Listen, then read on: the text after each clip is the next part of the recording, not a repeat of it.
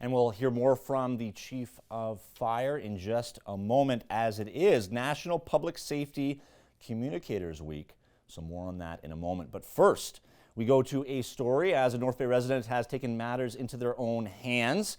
Brandon Longbottom has headed to the city core to help clean up needles, 400 plus needles collected so far.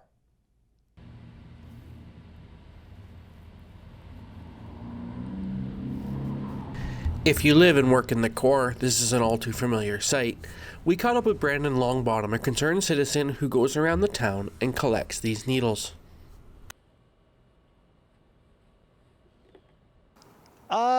Well, because it's something that needs to be done. There's a need for it. I mean, you find them in all kinds of places, and it's a public health risk, really. So.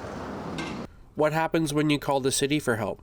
Yeah, like I've called the city, and I've also, they usually just direct me to the health unit, and then the health unit will come by eventually, but you don't know when they're going to show up, so I just started doing it because it's faster.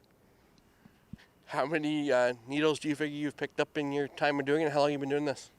I started mid-November, and I've been going out I don't know, probably 2-3 times a week, and I'm at about 410 now.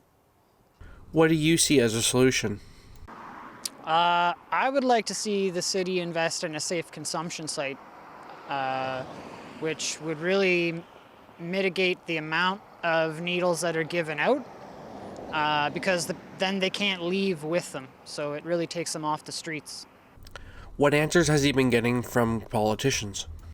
Well, I have been actually emailing and in contact with Doug Ford, and I've talked to a few city councillors, and the whole thing just comes down to funding.